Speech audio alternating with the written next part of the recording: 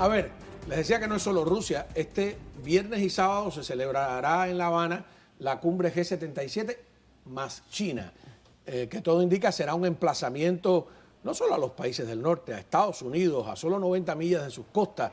Estarán reunidos en la capital cubana representantes de algunas de las dictaduras comunistas más repugnantes del planeta, como por ejemplo la de Laos, con quien Díaz-Canel aparece hoy sonriente en primera plana del periódico Granma. Ahí vemos la foto. Será una verdadera convención de sátrapas, para usar una palabra que antes escuchábamos aquí.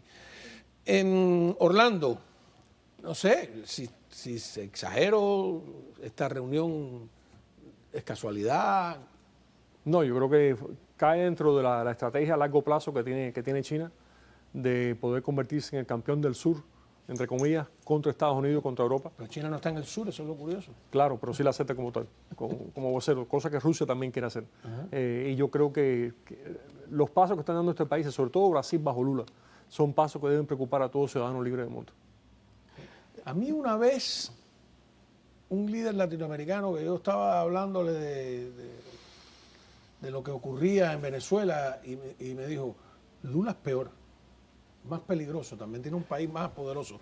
Esta reunión tampoco va a tener respuesta, es una provocación tremenda, ¿no? Mira, Gao, es normal que las dictaduras se tomen alianza entre ellas. Lo que estamos viendo en Ucrania, una de las cosas que se mencionó hoy, no es simplemente por el territorio ucraniano.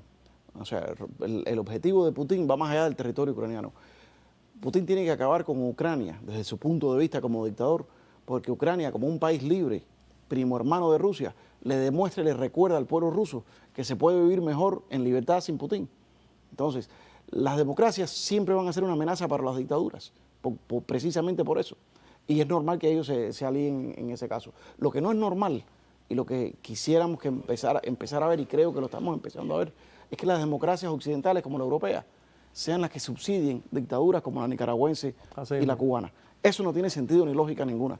Se puede explicar simple y sencillamente por el abandono. Fíjate que te había apuntado eso mismo aquí, ¿no? Es normal que los malos se alíen. Totalmente. Pero lo que no es normal es que los buenos... No, y eso es un punto fundamental, que ahora te explico por qué, pero lo que te iba a decir era que lo que sí estamos viendo es que todos esos países están despertando, porque hasta ahora lo que existía era una negligencia por parte del resto de Europa, una falta de interés sobre el tema de Cuba por el resto de Europa, y los grupos socialistas, liderados por el Partido Español Socialista, sí actuando como su defensor. Pero ahora que ya Cuba sí tiene que ver directamente en los temas de Europa y está tomando el lado contrario con Rusia, el agresor, ese tema sí empieza a surgir, y creo que hay más voces diciendo que las democracias no pueden financiar a una dictadura. Y eso es clave, tienen que entender eso, porque de ahí parte todo. Por eso que esas cuestiones como Ramaswamy o otros candidatos que dicen que no importa que Taiwán se la entreguen a China, o sea, lo que importa son los chips, medio libertario, los libertarios, o que Ucrania se la entreguen a Rusia, que Ucrania no importa.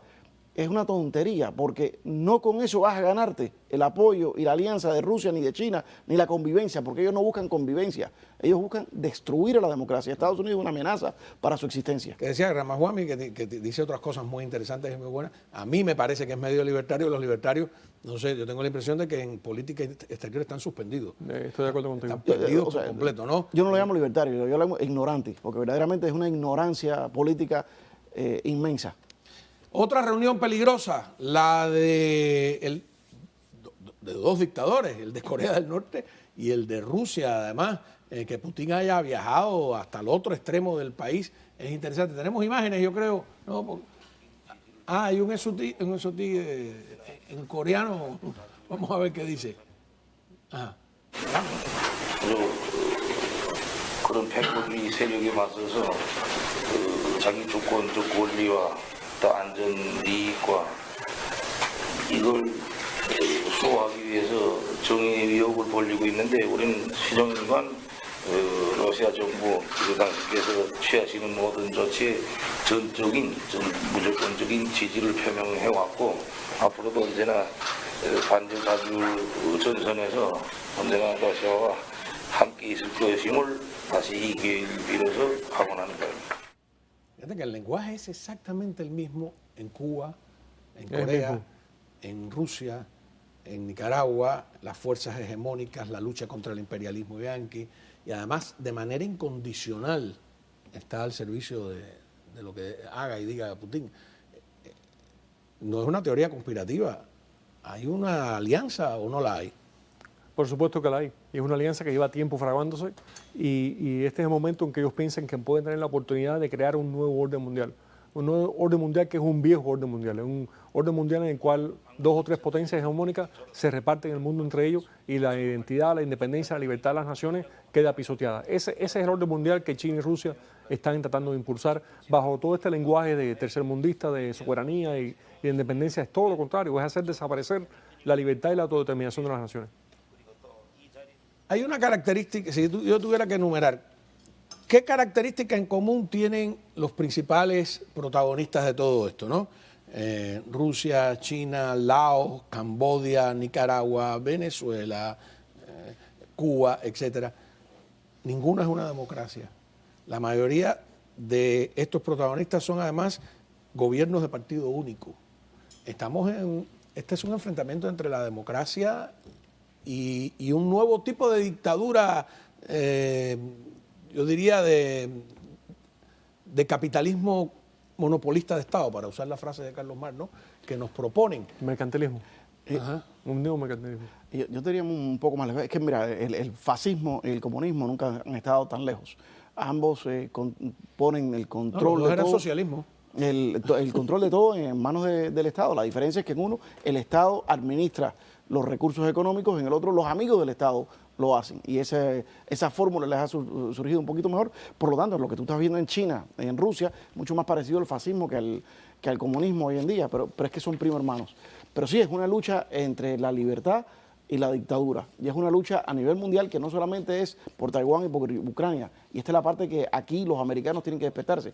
Es también por los Estados Unidos. Cuando yo digo imperialismo, están hablando de los Estados Unidos. Eso no tengas duda en una clase. Pero no es simplemente sacar a Estados Unidos de Ucrania, sacar a Estados Unidos de Taiwán, mermar la influencia de Estados Unidos, es cambiar radicalmente a los Estados Unidos. Una de las cosas que casi queda completamente olvidada y que te cuesta tanto trabajo caballo de Troya. Que te cuesta trabajo encontrarlo, es una entrevista de Susan Rice. Si ustedes se acuerdan, Susan Rice era la directora de Seguridad Nacional bajo el gobierno de Obama. Una persona con muchísima experiencia en todo el campo de la inteligencia, la contrainteligencia, relaciones exteriores. Creo que también fue embajadora a la ONU. Los primeros días de las protestas de George Floyd, de Black Lives Matter, los primeros días, en un programa de televisión, ella dijo, ya yo no soy parte del gobierno, no tengo acceso a la inteligencia diaria, pero en mi experiencia de 20 años, esto tiene todas las señales de una operación rusa. Cuando su partido cambió de opinión de cómo iban a reaccionar a esto, esa entrevista se enterró. Pero aquí existe ya un esfuerzo concertado.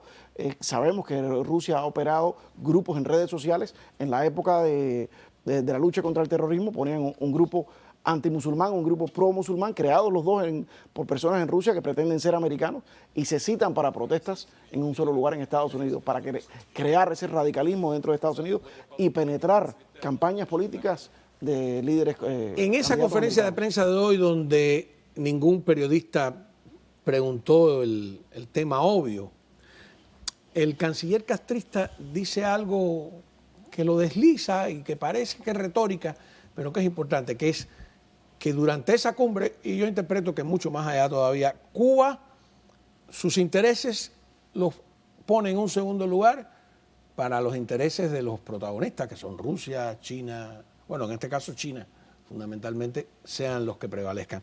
Escúchenlo en sus propias palabras. La posición cubana en la presidencia del Grupo de los 77, en esta declaración y en esta cumbre, es subordinar cualquier interés nacional de Cuba al interés general del Grupo de los 77. A ver, si eso lo dice un político en cualquier lugar democrático. En un país soberano. Eso bordea la traición. Eso, el platismo, como gustan decir, es un platismo bolo, ruso, soviético. Es una cosa asombrosa, ¿no? No es un juego retórico, es algo peor. En traducción, Cuba está a la venta. y está bien y nos vamos a dejar comprar por Rusia y por China. Es verdaderamente triste a donde ha llegado el pueblo cubano. ¿Qué más? ¿Qué va a pasar ahora? Bueno, yo creo que vienen, en Europa van a venir cambios. Dependen de muchas cosas. Dependen en una parte qué es lo que va a pasar en España. Ahí todavía eso se sigue en veremos. Pero creo que hay líderes como Meloni en Italia que están dispuestos a tomar un liderazgo bastante fuerte, y creo que con esta nueva iniciativa de Ucrania, esta nueva posición que ha tomado Ucrania, yo creo que vienen cambios en Europa. Hay un televidente, porque nos escriben, que pregunta que por qué Ucrania o Zelensky no rompe relaciones con Cuba. Es algo que hemos hablado antes, porque ahí están en una trampa. Rusia quiere que desconozcan a Ucrania, y entonces Cuba no rompe relaciones para mantenerle ahí en ese chantaje, ¿no? A Ucrania no le conviene romper relaciones con nadie porque no le conviene desatar un rompimiento de relaciones con ellos. Es un juego bastante complicado. Moralmente debería, pero estratégicamente ese punto yo lo entiendo, no sé tú. Yo creo que estamos en un proceso con Ucrania de acercamiento, unidad, y creo que ese proceso va a tener más y más resultados. Y además porque espían la embajada ucraniana que está a 3 cuadras de la rusa ahí en la Quinta Avenida. Es una cosa tremenda. Muchísimas gracias de verdad por haber estado aquí con nosotros. Felicidades por esa reunión. Yo creo que es importante y lograrla me imagino que es bastante complicado. Así que seguiremos nosotros por lo menos tratando de averiguar qué es lo que sucede. A la vuelta hay que hablar de